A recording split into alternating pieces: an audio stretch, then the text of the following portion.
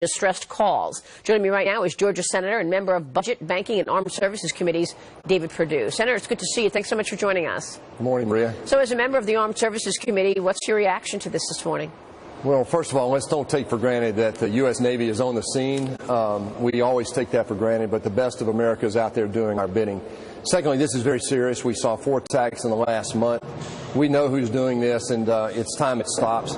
But I think the other thing, the point that was just made, I want to highlight, and that is that we could be in a much more vulnerable position from a market point of view and from a supply point of view had President Trump over the last couple of years not removed some of the regulations that were hindering our production. We're the largest producer of oil now, natural gas in the world. So, but we've got to come. This has got to come to a stop in the Persian Gulf and the Gulf of Oman. So this is very serious. Well, what can you tell us about the last attack? These were the Saudi tankers attacked in the Gulf, raising fears of conflict. I mean, do we know if any of this is connected? Well, we certainly, I mean, who else in the region is going to be attacking Saudi tankers? But in all candor, I think a lot of that's going to be coming out publicly over the next few days, and on that right here. But I will say this, I think the U.S. Navy has done the right thing. Chief Dunford, chairman of the Joint Chiefs, sent aircraft carrier and another frigate into the Persian Gulf just a few weeks ago, and we now see why. These tensions are real, and Iran has got to get the message that we won't tolerate. Look, we have free trade around the world because of one reason. The U.S. Navy has secured safe sea lanes across the world. That's why the South China Sea is an important issue, and the Gulf of Oman as well. So this is a precept of global trade that we've got to stand for. But is this, I guess what I'm asking is, do you see this as a wider conflict, Senator? Because, okay, you don't want to go too much into whether or not these two things are connected, the Saudi tankers sabotaged and what we saw overnight. But there's no coincidence that you've got more unrest here and attacks. Are we looking at a wider and deeper issue with the Middle East right now? Well, Iran has said they'll test our resolve, and I think one thing that the United States has always said is we're going to have open shipping lanes in that region and around the world. So whether it's broader or not, I can't comment on that right now, but I think Iran has got to see the truth that we're going to stand up for the precept of free trade and safe sea lanes. Should the U.S. be responding here? Well, we are responding. The USS Bainbridge is right there. One reason why we don't have deaths out there is because you have the U.S. Navy helping these sailors and making sure that everybody can be taken care of. So, yeah, we are responding. Okay. Yes. Okay. Yes. Good point, obviously. Let me ask you, switch gears, ask you about budget deal. Senate Majority Leader Mitch McConnell holding a high-stakes meeting yesterday with Treasury Secretary Stephen Mnuchin and White House Chief of Staff Mick Mulvaney. I guess this is the latest attempt to ink a deal and avert another government shutdown. Secretary Mnuchin says that he would like to see the debt ceiling be part of that deal. What would you like to see? Well, the debt ceiling has never worked. I mean, our debt is racing away from us because of our mandatory expenditures, which have nothing to do with this budget conversation, by the way. This is all about discretionary budget, which is only about 25% of our total spending.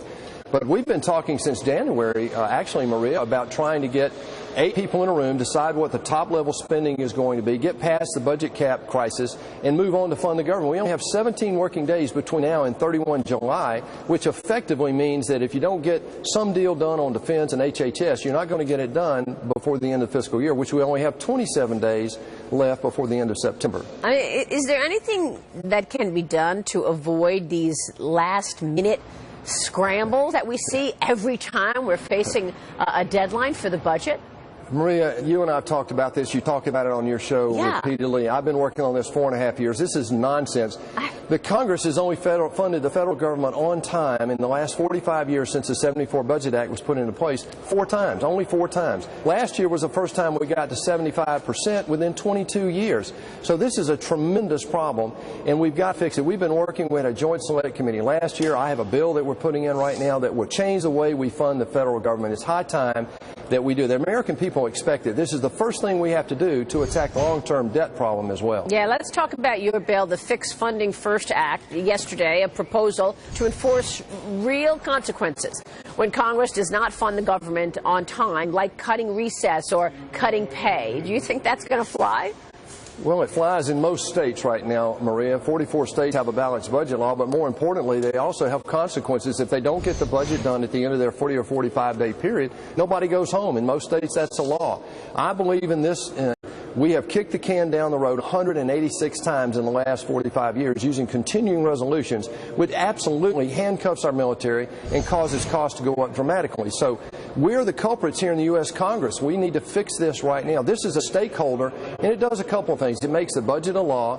What we long-term want to do is have all expenditures come under the budget process, and we want real consequences if we don't get this done. And the issue is the debate over defense spending or entitlement spending, what?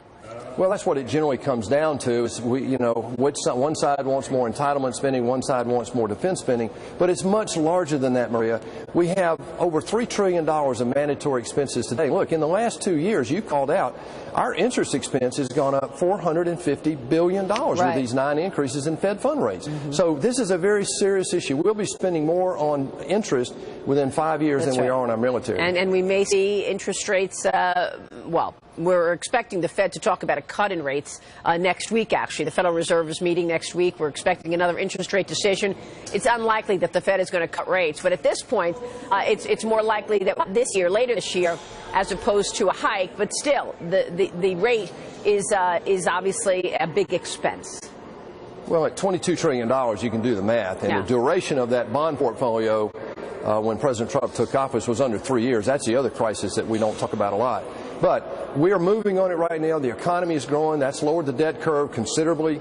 We've got to fix this budget process, cut out redundant agencies. But sooner or later, politicians in Congress are going to have to deal with the mandatory side of this equation by saving Social Security and saving Medicare.